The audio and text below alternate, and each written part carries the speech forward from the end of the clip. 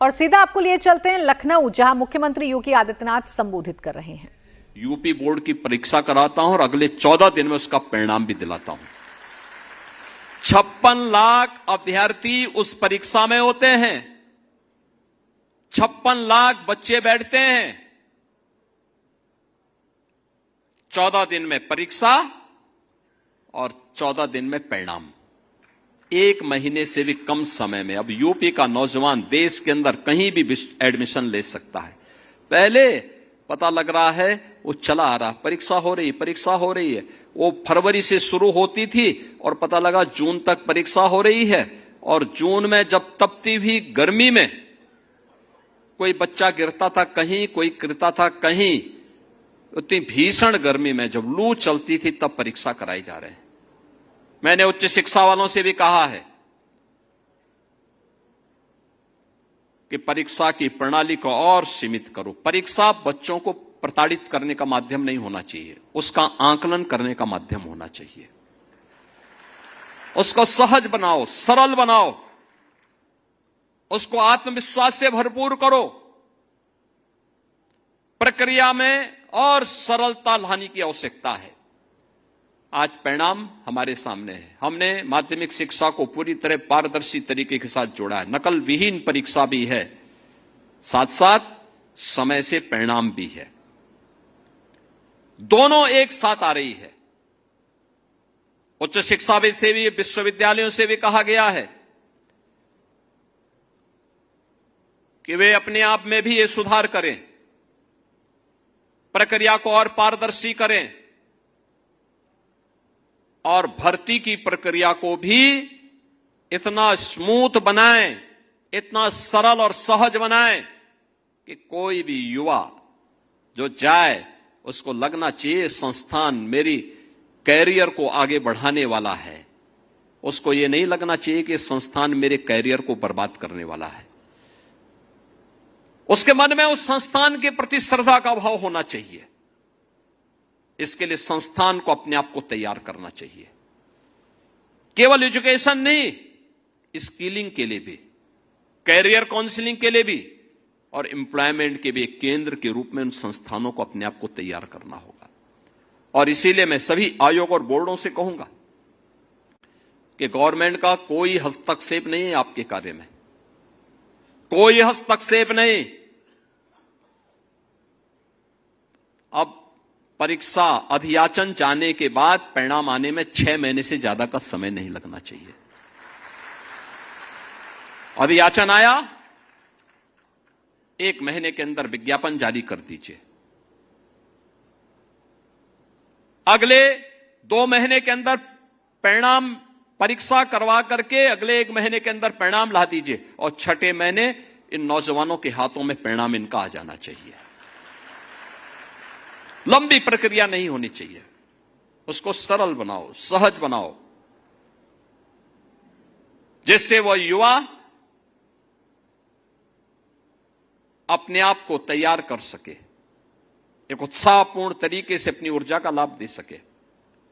हमने देखा है जब हम अपनी युवा ऊर्जा को प्रोत्साहित करते हैं, उसको साथ लेकर के चलते हैं, परिणाम आते हैं। याद करिए, यही उत्तर प्रदेश 2017 के पहले बीमारू राज्य कहा जाता था। बीमारू राज्य था, युवा पलायन कर रहा था, किसान आत्महत्या कर रहा था, बेटी के सामने सुरक्षा का संकट था, व्यापारी माफिया से तबाह था, किसान अपने खेत में जाने से डरता था। खेत में अगर उसने मोटर लगा रखी है तो कब चोरी हो गई उसको पता ही नहीं होता था। यह यूपी के अंदर होता था और आज मुझे बताते हुए प्रसन्नता है। आज मुझे बताते हुए प्रसन्नता है, हमने जो 9,30,000 नौजवानों को, यूपी के नौजवानों को यूपी के अंदर नौकरी दी है। परिणाम क्या है? इन 9 लाख ने हमें यूपी के अंदर डेमोग्राफिक डिविडेंड के रूप में यूपी को उससे लाभान्वित किया है। यूपी की अर्थव्यवस्था को 3 गुना करने, यूपी की प्रति व्यक्ति आय को 3 गुना करने में इन नौजवानों ने योगदान दिया है। इनकी प्रतिभा का लाभ हमने उठाया है। पिछली सरकारें युवाओं के भविष्य के साथ खिलवाड़ करती थी, एक छात्र के जीवन के साथ खिलवाड़ करती थी, नौकरी बंदर बांट करके पैसे के बल पर देती थी। मैं जब यहां पे नियुक्ति पत्र वितरण कर रहा था, मुझे अच्छा लग रहा था इन नौजवानों के चेहरे की चमक को देख करके कि आज उसके जीवन का एक महत्वपूर्ण दिन है, क्योंकि उसको बिना किसी लेन देन के, बिना किसी सिफारिश के, बिना किसी पैसे लेन देन के आज उसको नियुक्ति पत्र प्राप्त हो रहा है। उसके सपनों को एक उड़ान मिल रहा है। 2017 के पहले संभव नहीं था। और यही कारण है जब इस युवा ऊर्जा को यूपी के विकास के साथ जोड़ा गया, आज परिणाम क्या है? ये युवा यूपी को बीमारू राज्य से उभार करके भारत की टॉप 3 इकोनॉमी के रूप में उत्तर प्रदेश को स्थापित करने में सफल हुआ है। परिणाम यहां से आता है। कोई सरकार ये कहे कि हम युवाओं की उपेक्षा करके विकास कर लेंगे, परिणाम ला देंगे, ये दिवा स्वप्न है, कभी नहीं हो सकता। 2017 के पहले यूपी के सामने संकट था, इसलिए क्योंकि इन युवाओं की उपेक्षा हुई थी, उनके जीवन के साथ खिलवाड़ होता था, उन्हें हर प्रकार से अपमानित होना पड़ता था। अपने प्रदेश में तो नौकरी नहीं मिलती थी, लेकिन यूपी की छवि इतनी खराब थी, कर्फ्यू, दंगा, उपद्रव, भ्रष्टाचार, ये यूपी की पहचान बन चुकी थी। तो यूपी के बाहर भी उसको पहचान के संकट के दौर से गुजरना पड़ता था। हताश और निराश युवा पलायन करने के लिए मजबूर होता था, पहचान छुपाने के लिए मजबूर होता था। आज मैं आप सभी युवाओं से कहता हूं, आज आपके सामने पहचान का संकट नहीं है। आप यूपी के अंदर भी और यूपी के बाहर भी, दुनिया भी आपका स्वागत करने के लिए पूरी तरह तैयार है। अभी आपने देखा होगा परसों और नरसों 3 दिन हमने यहां पे 19, 20, 21 में जापान, जो दुनिया के अंदर अपनी टेक्नोलॉजी के लिए और अपने कमिटमेंट के लिए जाना जाता है, जापान के 240 एक बड़े प्रतिनिधि मंडल में, जिसमें वहां के बड़े नेता थे, नौकरशाह थे, उद्यमी थे, वे लोग यूपी का दौरा किए। यूपी के साथ पहली बार इतना बड़ा दल भारत की यात्रा पे आया था, पहली बार आया। यानी जापान के साथ हमारे सैकड़ों वर्षों के सांस्कृतिक संबंध हैं। जापान के साथ भारत के राजनीतिक संबंधों के 75 वर्ष पूरे हो रहे हैं, लेकिन पहली बार जापान का इतना बड़ा दल भारत के अंदर आया था और भारत में भी उन्होंने किसी राज्य को चुना, यूपी को चुना, और उन्होंने कहा कि साहब हम यूपी के यूथ को जापान में नौकरी देना चाहते हैं, यूपी के नौजवान को जापान में नौकरी देना चाहते हैं।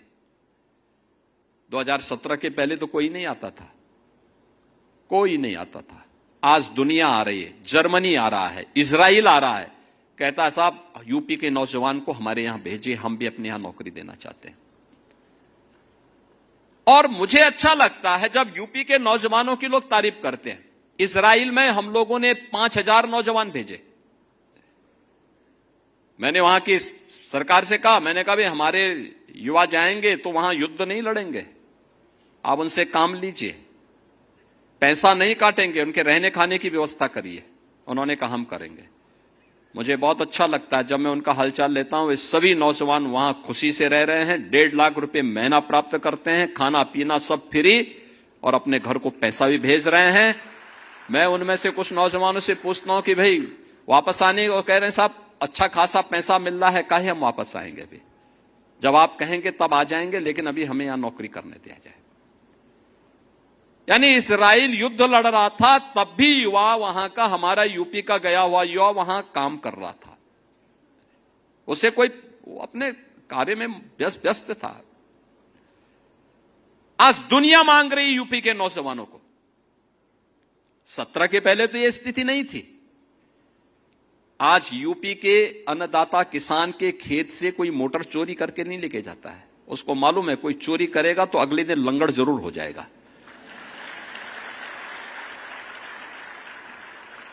और पहले 17 के पहले तो वह सरकार ही मोटर चोरी करवाती थी। हां, वही लोग चोरी करवाते थे। चोर कोई दूसरा थोड़े था, वही चोरी करवाते थे। बिजली देते नहीं थे, बिजली गायब। कल मैं रायबरेली गया था, पता लगा कि वहां क्या पूरे प्रदेश के अंदर वही स्थिति थी। एक सप्ताह दिन में, एक सप्ताह रात्रि में बिजली आती थी। तो मैंने कहा चलो एक सप्ताह तो देते थे ना। कहा नहीं साहब, वो भी 3 घंटे की बिजली। 3 घंटे की बिजली, क्या विकास कोई करेगा? 3 घंटे बिजली। और हम लोग यूपी देश के अंदर उन राज्यों में है जो किसानों को अपने यहां सर्वाधिक बिजली देता है। लगभग 10 घंटे की बिजली हम यूपी के किसानों को देते हैं, और बिजली भी फ्री में देते हैं। यानी सरकारी ट्यूबवेल में तो बिजली फ्री ही है। 16 लाख से अधिक ट्यूबवेल ऐसे थे जो ट्यूबवेल निजी क्षेत्र के लगाए गए थे। वे किसान अपने बिजली देते थे, लगभग 3,000 का बिल देने के लिए मजबूर होना पड़ता था। 3,000 करोड़ रुपए उससे प्रदेश सरकार को मिलते थे। हमने वह भी माफ कर दिया, कहा कि प्रदेश सरकार पैसा देगी, किसान के ऊपर भार नहीं आना चाहिए। पहली बार उत्तर प्रदेश में किसान को न्यूनतम समर्थन मूल्य का दाम मिला है, पहली बार मिला है। गन्ना किसान तबाह था। 2017 के पहले जब हम 17 में आए थे, प्रदेश के अंदर गन्ना किसान को 2009 से ही उसका गन्ना मूल्य बकाया था अलग अलग चीनी मिलों पर। 2007 से 17 के बीच में तत्कालीन समाजवादी पार्टी और बहुजन समाज पार्टी ने 29 चीनी मिलों को बंद किया था। 21 चीनी मिलों को औने पौने दाम में बेच दिया था। हमारे गोरखपुर मंडल की एक चीनी मिल, जिस चीनी मिल की केवल स्क्रैप ही स्क्रैप, उस समय हमारे कृषि मंत्री विधायक थे, और उन्हीं के जनपद की एक चीनी मिल मात्र 3 करोड़ रुपए में बेची गई थी। जबकि अगर उसके स्क्रैप ही स्क्रैप को बेचते तो भी उसका दाम 10 करोड़ मिलता उस समय। और जमीन के दाम आज के दिन पर अगर उस जमीन को देखेंगे, उस जमीन की कीमत आज के दिन पे 1,000 करोड़ रुपए की है। हमने उस माफिया को उठाने नहीं दिया था उस समय पे, सांसद था मैं, लेकिन आंदोलन हम लोगों ने किया था। इस सरकारी जमीन पर डकैती नहीं डालने देंगे। ये तत्कालीन सरकारें करती थी, चीनी मिलों को बंद करती थी। और आज 122 चीनी मिलें हम चला रहे हैं। 3,25,000 करोड़ रुपए अब तक हम गन्ना किसानों के खाते में सीधे डीबीटी के माध्यम से पैसा भेज चुके हैं। यूपी ने अपने कृषि विकास की दर को 8% से बढ़ा करके 18% तक पहुंचाने में सफलता प्राप्त की है। ये कभी